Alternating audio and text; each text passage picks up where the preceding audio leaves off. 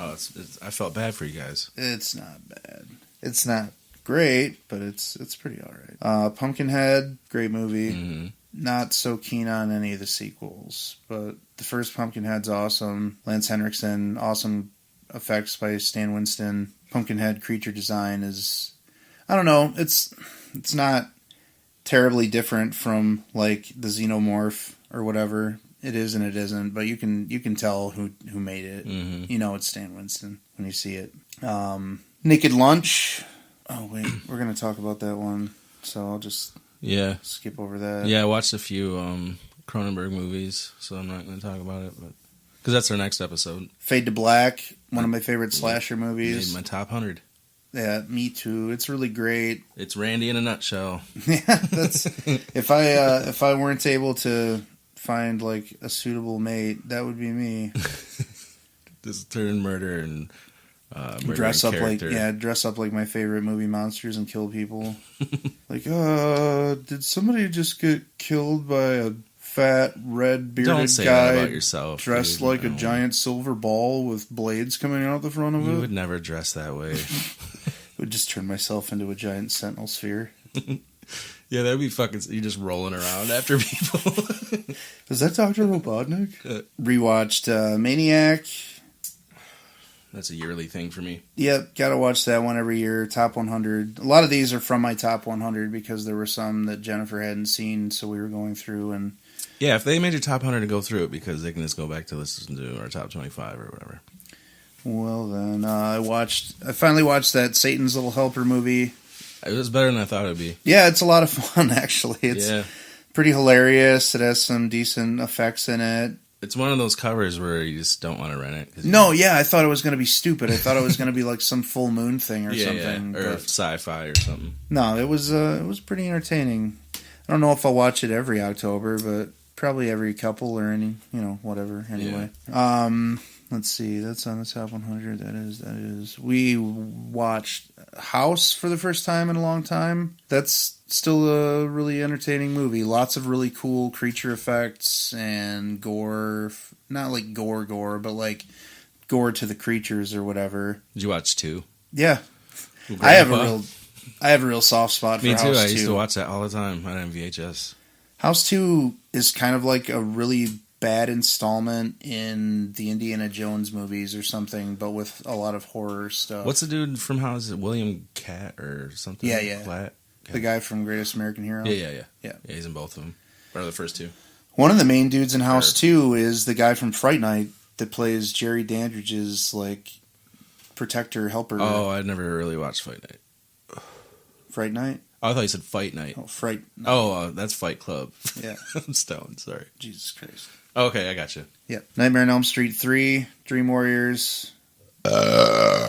Second best Nightmare movie overall. Second based also. Second best Nightmare movie overall. Maybe Freddy's Revengeance, though. That's kind of a tough call for me between those two. Nightmare 3 has a ton of great effects.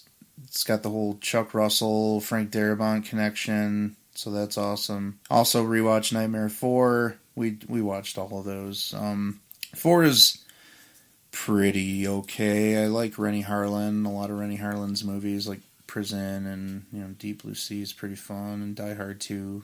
So 4 is okay. There's still a lot of cool effects, and it's really cheesy, and all the acting is terrible. Whereas in 3, it's cheesy, but most of the acting is solid. Is 4 the one where it's got that aha take on me video kind of look with that one dude? The comic book thing? Yeah, no, that's in 5. Oh, that's in 5. Okay. Yeah.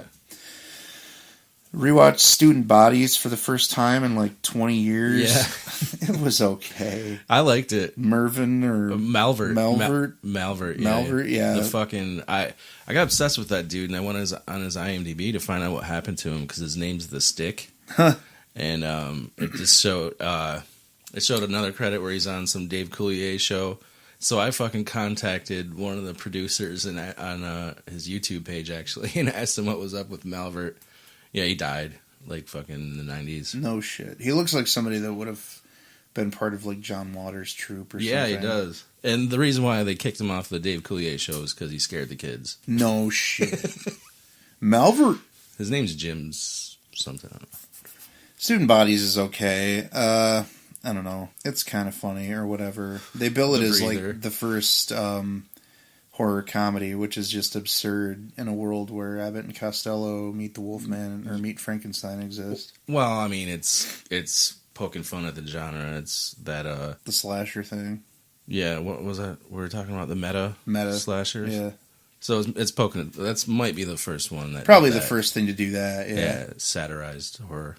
Rewatched Tales from the Hood. Finally picked that up on the Scream Factory Blu-ray of that up. That looks great. Lots of cool special features. How many times have you watched that this year? 2 or 3. Yeah, you've talked about it quite a few times. Well, once they announced it was coming out on Blu-ray, I wanted to rewatch it and make sure I still loved it as much as I used to. In higher quality. Yeah, and I totally do. It's a lot of fun.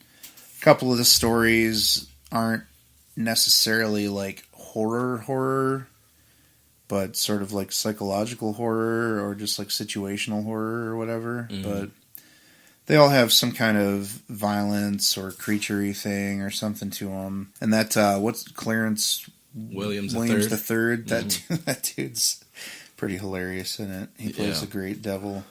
The shit. He's in another horror movie. I can't think. What is it? Death by Temptation, maybe? And a couple other horror movies, I think. I just can't. I've never seen that. I know he was like Dirty Harry's partner once or something. Rewatched Bubba Hotep. That's the best Bruce Campbell performance by no small margin. Ash vs. Evil Dead's better. What? It is. What is wrong with you? Dude, that show's terrible. No, it is not terrible. Oh, yeah, it's really dumb. Oh, no, it's not. No, it's so dumb. Oh, it's so good. There's no the fucking comic relief from his sidekicks. I don't like that shit. No, they're awful. I know, but the ancillary characters, everyone that even Ash feels like forced and like he's just like no, he's awesome in this. Dirty old man. Don't like it. I like how he's a dirty old man now. It's fucking funny. He was always a dirty old man, even in like Army of Darkness. I guess is probably where that really started. Well, he wasn't an old man then. No, but he acted like one. No, he didn't. He acted like a... No, he acted like a dirty old man. Okay, but he wasn't a dirty old... He was a dirty old man, young man guy. He was a young man that acted like a dirty old man. Yeah, I guess so. Whatever. Yeah. If you want to take that route, you can win this one. That's accurate. Rewatched Cabin in the Woods again. Oh, I watched that last night. That's a fun movie. I enjoy it. I kind of wish someone would do like a prequel or something. They'd probably fuck it up though. Yeah, it was kind of like I was really high watching it last night, but it felt like The Cube and mixed with what was I thinking? Because it reminds me of The Wicker Man because they're trying to make a sacrifice to appease the gods. Oh, like I was thinking Hostel and shit. Cause like these. I mean, it doesn't remind me of The Wicker Man, but the ultimate goal of the film is to make a sacrifice to the gods, a la The Wicker Man. Yeah, I was thinking Cube and Hostel because like. It's fucking people just getting their rocks off. It's kind of like Waxwork too, in that it's like a big hodgepodge of different creatures and monsters and stuff. I gotcha. But yeah, it's nods to all sorts of little things from the 70s and 80s, but it's fun. Most of the main characters either die quickly or work for their roles or whatever. I always liked that Bradley, what's his name? He just died. He was in Billy Madison. He had the weird balls. Oh, yeah, that guy. Yeah, he was really good. I always liked his roles. And what's his name? The old guy. I can never remember his fucking name. It's not John Saxon, but he kind of looks... No, he doesn't even really look like John Saxon. No, he doesn't look like John Saxon. But he's in a ton of stuff. He's in like 6 Feet Under, and most recently he was in Bone Tomahawk and stuff. But that guy... pretty much always steals the show whenever he's in anything. Yeah, he's good. That guy. I can't remember his fucking name. I'm stupid. It'll come to me later when I don't care anymore. Good. Rewatched Basket Case, my second favorite Henenlotter film. Finally getting, I can't say finally. It's, again, being released on Blu-ray in a cool set with the sequels. Yeah, I'm friends with Frank on Facebook. He posts that stuff a lot. The sequels fucking suck, but the first one is really cool. Rewatched Night of the Demons. What can you... We already talked about that one. We didn't talk about Trick or Treat. I didn't like it the second time I saw it. I didn't like it as much. I still like it. Neither did I. I still like it, but I like it like maybe a little bit less every time I watch it. It's just, I don't know. It tries to be way more clever than it actually is, and it's a little bit like the tone of it is just fucking all over the place. Is it a kids movie or is it a goddamn horror movie, or is a lot of it feels like what Stranger Things or that fucking It movie tried to do. Just, you know, not really, not a lot. Well, all of the stuff with the kid, like the kid stuff, yeah, yeah. But like the other segments, not so much. Well, no, not those ones, but it felt like that was the bulk of the movie, was the stuff with the little kids. But maybe I'm wrong. Felt like the werewolf segment was like really, really quick. Like all of them were really quick, except the one with the kids, maybe, and the one with the old man and Sam at the end. Mm-hmm. Which is probably the best one. Oh, then the witches one too, or the werewolf that was the chicks. Yeah. That one's okay. It's okay. I don't know. It's really overrated. People talk about it like it's the best horror movie that's come out in the last like decade or whatever, and it's just not. Mm-hmm. Not even close, honestly. But it's good and it's fun. I really preferred that. It's by the same guy that did that. He did Krampus, right? Oh, I don't know. I'm not sure. Michael Dougherty or whatever. Rewatched Corman's Pit and the Pendulum with Price and Barbara Steele. Really great. One of the better. I mean, they're all great. All of the Corman. I don't know. I like Gordon's better. Really? Yeah. I don't know why. I don't either. I like Gordon's a lot, but I like Henderson in that role too. Sure, but I don't know. Gordon's is more like a Witchfinder, like Inquisition type movie, and those are cool. Yeah, but I really like the Poe Corman Price thing. Return of the Living Dead 3, we covered that on the top 100.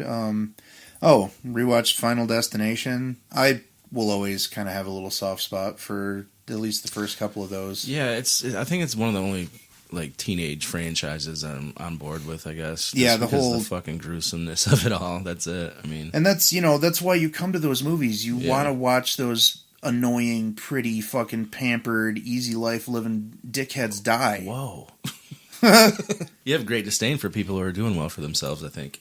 They're not doing well for themselves, though. They're just living They're well off. They're living the good lives that their parents set up for them or whatever. I don't know. Devin Sawa didn't seem like a rich kid. Whatever happened to that guy? I don't know. He was like the it guy for, I don't know, a summer, and then he was just gone. Yeah, there was another fucking horror movie he was in. Idle Hands? Yeah, but it was after. I had a discussion at a bar one time. I was sitting by myself, and these dudes were at the other end. And younger kids, and they're like, "What's that guy's name?" And I yelled across the bar, "Devin Sawa," and they looked at me like some creepy old guy. Like, "Okay, thanks, creepy guy who knows who Devin." You want to suck our dicks or something, old man? I'm not even that old. That's bullshit. No, you're one of those guys, though. I'm gonna be. Maximum Overdrive. Rewatch that one. Do you want that fucking thing that you sent our chat today about the guy who? Oh dear God! I can't even remember what group it was. It's like Joe's House of Horror or some shit. And someone posts a question: what's your favorite film by your favorite horror director or some shit? And some guy was like, "I like The Shining by Stephen King." Somebody was like, "Oh, Stephen King didn't direct that. He only directed Maximum Overdrive." Was in 22 of his films. Yeah, he's done cameos in 22 of his movies. And the guy's like, "Oh, I just looked it up. Some guy named Stanley Kubrick directed." And that's just like, so what do you mean, some guy I wrote back trolling, and you're like, "No, he's serious." Yeah, he was deadly serious. I can't believe that. Some guy named Stanley Kubrick directed it. That's this great. Wasn't a young fellow either. He was in his Facebook profile picture holding a kid that was, or next to a kid that was. This guy had to have We'll link his profile to the podcast. Had to have been in his 30s. Just found out who Stanley Kubrick was. Not what I would call a movie fan. Yeah, I'll post the pictures on the Horror Drunks page. I rewatched The Gate.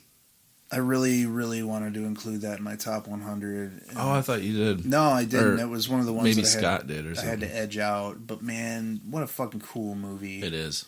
So many cool little creature effects and like the heavy metal fucking storyline. Yeah, that's where I learned light as a feather, stiff as a board when I was a kid from that movie.